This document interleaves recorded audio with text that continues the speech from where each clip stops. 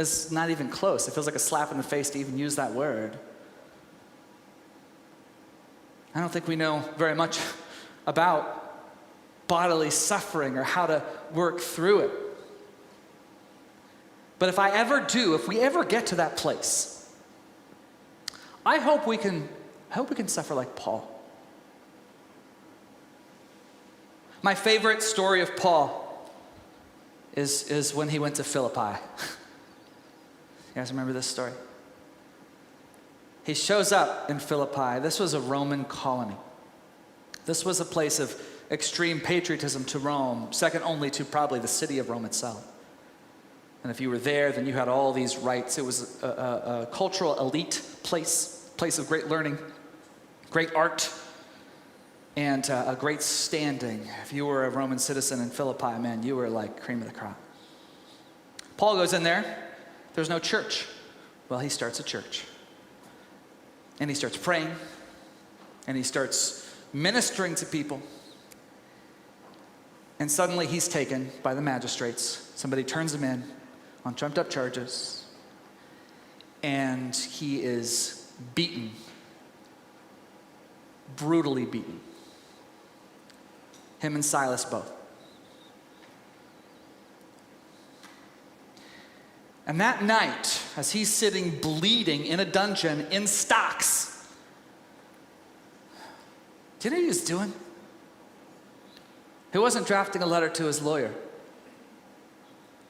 He wasn't thinking about organizing a protest. He was singing. You're a good, good father. It's who you are. Maybe it was Oceans, I don't know. But he's singing praise to God.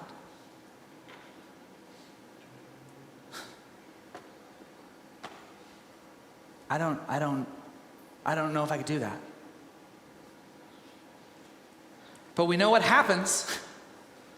In the middle of a song, everything starts shaking, and their stocks just fall off, and then there's the jailer about to kill himself, and Paul says, don't do that. The jailer falls on his knees and says, what do I need to do to be saved? And he meets Jesus that night. And they go home to his family. His whole family meets Jesus. They all get baptized that night. This incredible miracle takes place. And then when the sun rises and they go and there's the rulers, and Paul says, oh, by the way, you beat me and I'm a Roman citizen. And they freak out and are, please, please, please don't get us in trouble, Paul. Please, please, please, please, please. Amazing story. But you know what gets me every time I think about this story? Through this question. This question jumps out at me. Why didn't Paul tell him the day before? Why didn't he tell him? Paul was a Roman citizen. It was utterly unlawful for them to do what they did, to the point that they're just like terrified that he's going to get them in trouble. He's in Philippi, of all places, and all he had to do was open his mouth and say, Roman. And they would have, oh, sir, we will not. But he didn't do it. Why didn't he do it? There's other times when he told people he was a Roman citizen and he didn't get beat. Why didn't he do it this time? And you guys, I don't know what the answer is. But you know what I think? I think that God nudged him. I think that God nudged him and said, hey, listen, I need you to go through a thing. It's going to be hard. It's going to hurt. But there's this jailer and his family that I really, really love. And they need to know about me. Besides Paul, there's a whole church that needs to see and understand the way that you can have joy in the midst of suffering. And Paul shuts his mouth.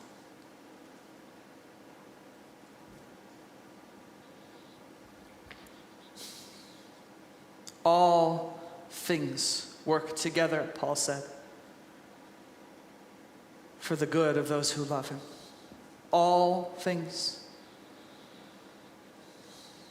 He was confident in the presence of Jesus, and he believed him.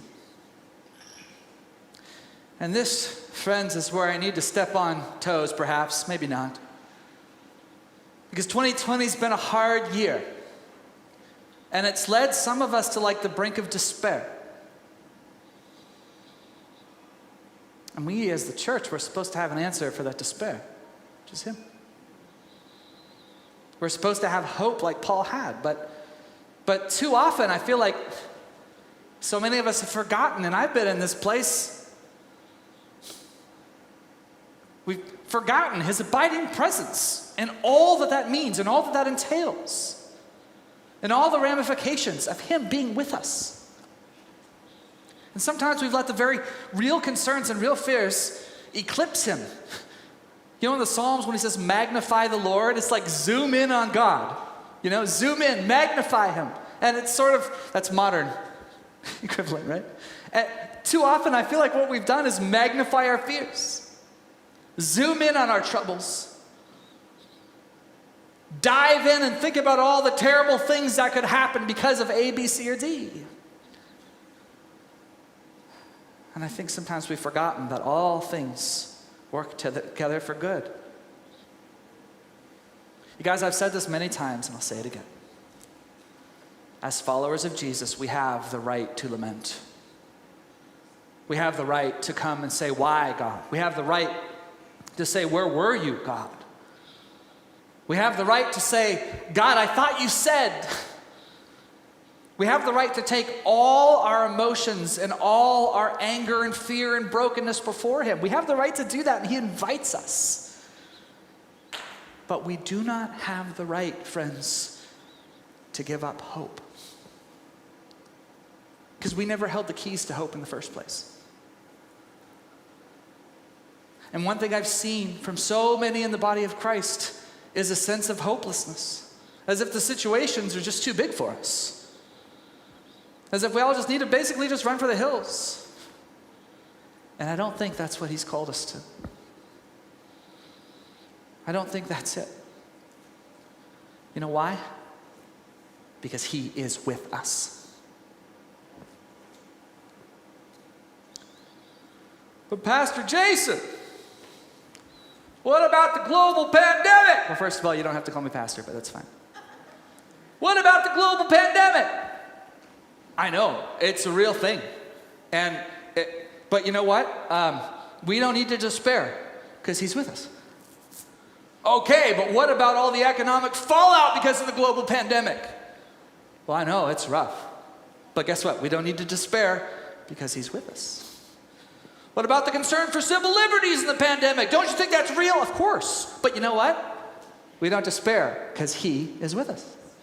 Okay. But what about the vaccine that's going to maybe end the pandemic, but we don't know about all the things that might happen with it? Okay, you know what? He's with us, so we don't despair. You see that? How great is this? Okay, but Pastor Jason, what about Donald Trump? Oh, here's why everybody goes, what if Donald Trump is president? Guess what?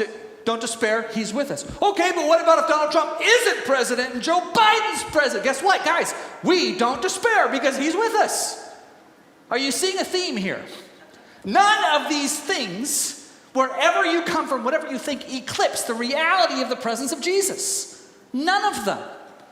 Okay, but what if 2021 turns out to be as miserable as 2020, and what if we have to still be locked down, and what if we have to shut the doors of the church for a couple of weeks because there's such an outbreak? What about then? Guess what, guys?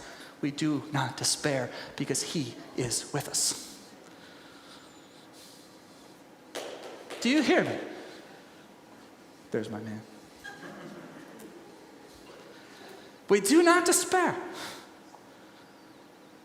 A couple of years ago, gosh, was it a couple of years? No, it was a year ago, last fall. I was reliving this morning when we were hearing the song. I don't even know the name of the song, but I see it move the mountains. What's the name of the song? We'll do it again. Is it called Do It Again? It's called Do It Again. There we go. I never know the names of these songs. That song always brings me back to Cuba. Many of you guys know that some of us went down there because for years and years there had been this effort that Pastor John, founding pastor, had spearheaded to go down and go to the Karl Marx Theater and have a celebration with the church in Cuba of the goodness of God. And it was a place where Christians had never been allowed before, and it was the epicenter of power that Fidel Castro had, and of that harsh regime that has been just terrible to the Christian church. And I went down there already really feeling very broken. I went down in a place of some doubt because we had lost Janae a few months earlier. And I was still grappling with that. Like, Lord, there were so many of us who were praying, and you didn't answer. And so here I am. You guys, I wrote a book about unanswered prayer. And here I am, like, not knowing how to deal with it suddenly again. And I'm grappling. I'm like, Lord, like, can you even hear us? Like, do you have the power to heal us? And I'm walking down to Cuba with this whole church celebration, this great thing, and harboring all of these doubts and scared about where they could go, you know? Like, gosh, is this a domino? Like, am I gonna lose all my connection with the Lord? And am I just gonna wind up with no answer?